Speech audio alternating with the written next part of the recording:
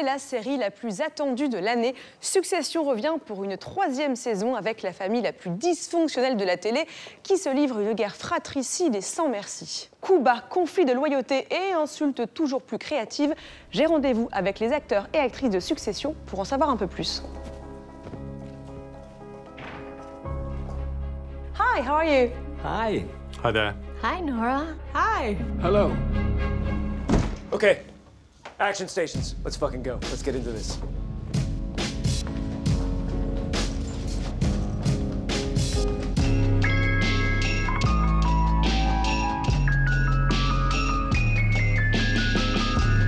Season 3 is very dark. Were you expecting things could get any more uglier? Well, yes, because it's a dark subject. You know, these are dark people underneath. Yes. I think it's sort of inevitable, knowing the writers. I didn't expect, maybe I hoped. I knew the writers would be able to pull something out. Is this the worst?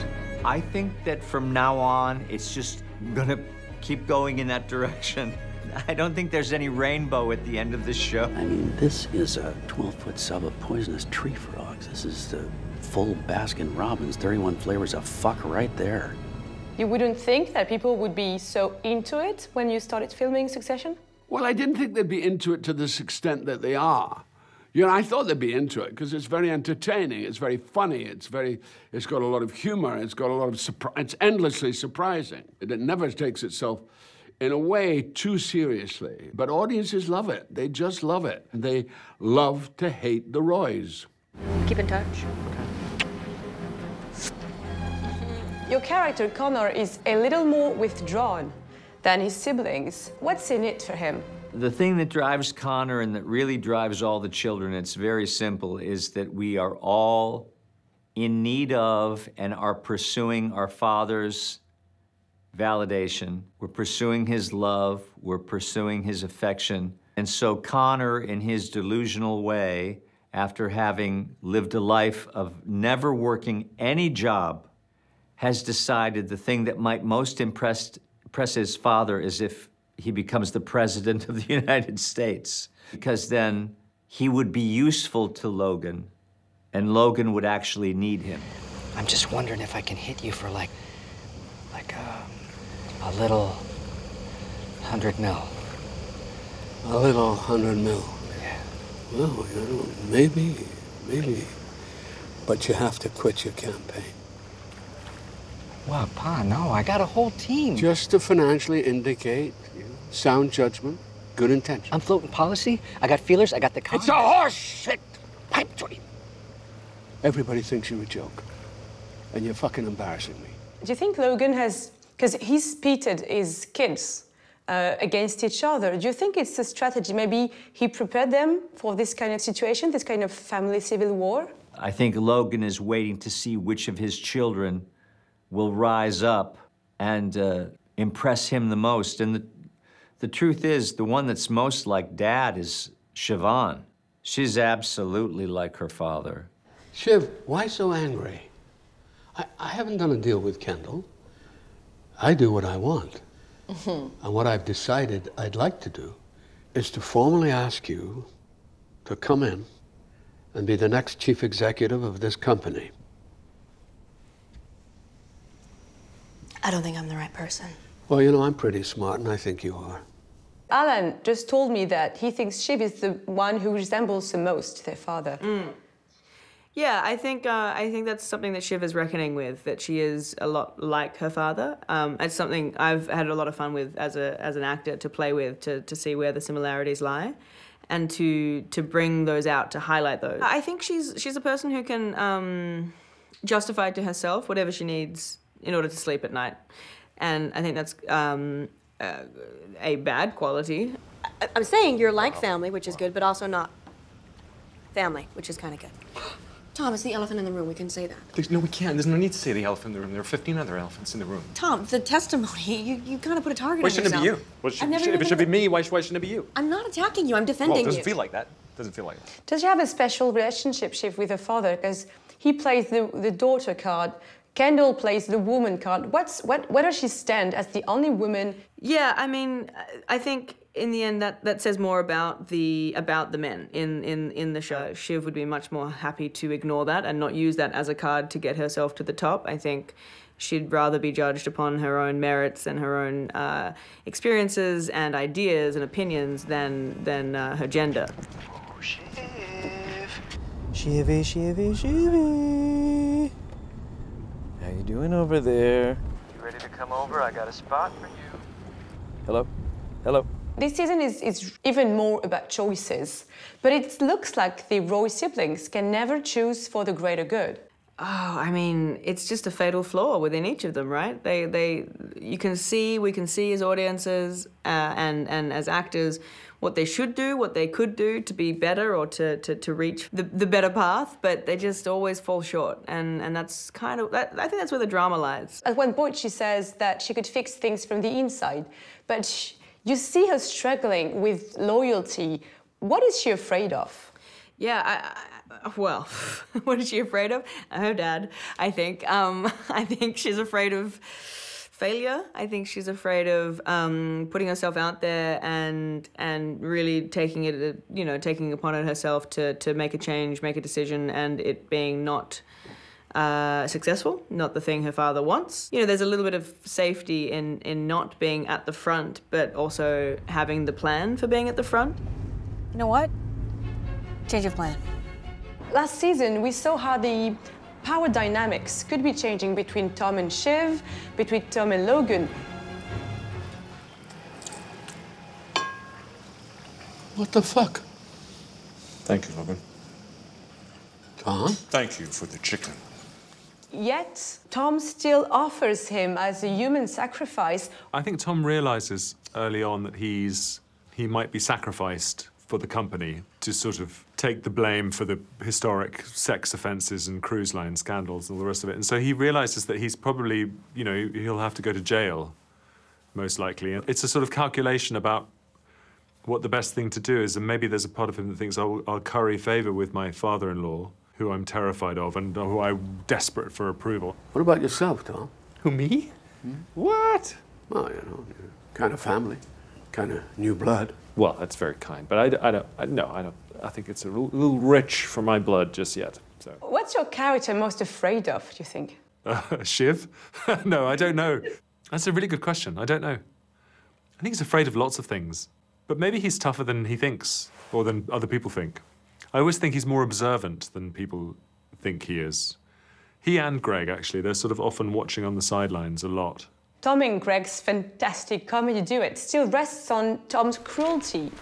So, you got the slippers. Huh? I guess that makes you Prince Charming.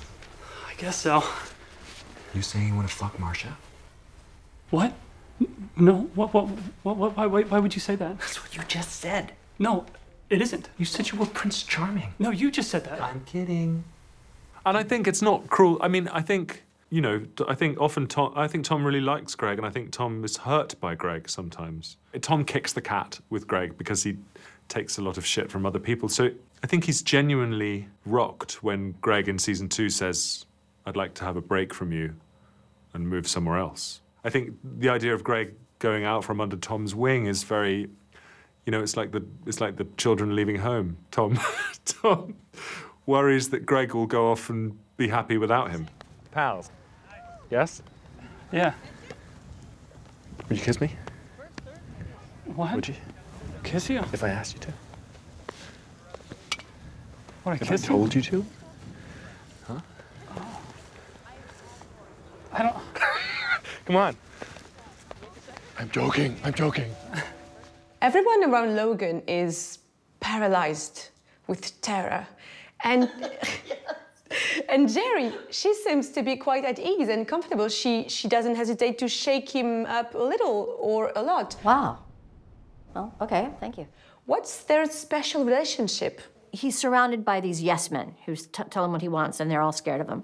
So I think Jerry's part of her reputation is, first of all, her constancy. She's always there. She does give him the straight talk back, you know? But I think that in those various different incarnations of whatever job she's held and whatever the relationship was, that there's been a bond that's really developed where he can really trust her. But do we cooperate?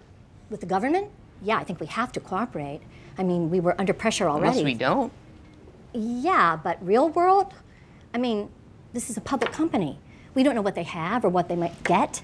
There's only one real play here. And what if I don't want to pull down my panties so fast? But aside from that, I think he basically depends on Jerry. So it's almost like a long-time man and wife kind of dynamic, you know, like an old married couple. I always think of it as that she's the one who does the sensible things and thinks is studious and thinks through carefully a strategy.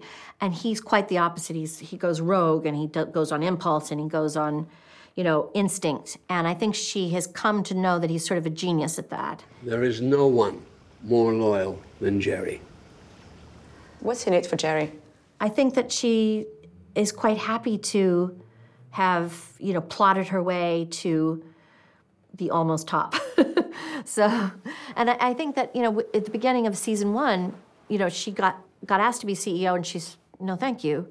And then later, at the very end of the episode, we find out that's because she knows just how much debt the company's in, which she's handily kept to herself until after Kendall has been announced. So she's very crafty, and she knows she doesn't want a job that she's just going to get destroyed from. Shit, Pony, so what, you're like the boss of me now? Well? Congratulations, Jerry, that's, yeah, that's great. Congratulations, you fucking bitch. Logan isolates himself more and more, yet he doesn't want to fall alone. And he's referred to as Alexander the Great by one of his kids, and Shiv's got the contact photo showing Saddam Hussein. It's war! Fuck off! Do you feel he's more like a dictator or a divinity or a general? I think there's an element of the dictator, and he also has the responsibility of an emperor because he has the responsibility for his own empire. He's created it, it's his creation, and it's thoroughly disreputable. It was a fucking play. It was a play, it was a fucking move, so don't act like a cunt to me, because I won't fucking was! Do you think he's invincible? Does he feel immortal? I think he's clearly aware of his mortality. He would like to be immortal, but unfortunately, nobody lives forever. You know, that doesn't happen. So that's the big bugbear, you know, that he knows that there's a statute of limitations on his life. So in a way, he's trying to sort it out before he goes, and it's extremely difficult for him because he's thinking, who am I going to find? Who's the natural heir to this empire? Who's deserving of it? Who's going to take care of it? Who's going to make sure it flourishes and grows? So that at the end of the day, is what's so interesting about Logan. If we do fight, I need to tell the board who I want to take over. So, please, I want you to speak freely. What? Anything you say can and will be used against you in a court of law? He can't let go. I mean, if he just let go, he'd be better off. But he's incapable of letting go. And of course, that, at the end of the day, is his weakness. Okay. Action stations. Do you think the Roy siblings are irremediably messed up, beyond recovery? I actually do, yes. You know, they're all damaged goods. They were not properly nurtured. Dad, want me to ride with you? You want to suck my dick? Well, we see in this season, Kendall try to do that. We see him try to rewrite his future. We see him try to take a different path. We see him, you know, going for something that is maybe for the greater good rather than for the individual. Are you in for this fucking revolution? In the end, you know, Kendall still has a lot of narcissism and a lot of the Roy elements that we all have. But they also have other qualities. They're trying to redeem themselves, but they don't know how to do it. And they don't know how to do it within the context of their lives. And that's the struggle. We'll fucking beast them. We'll go Full fucking beast!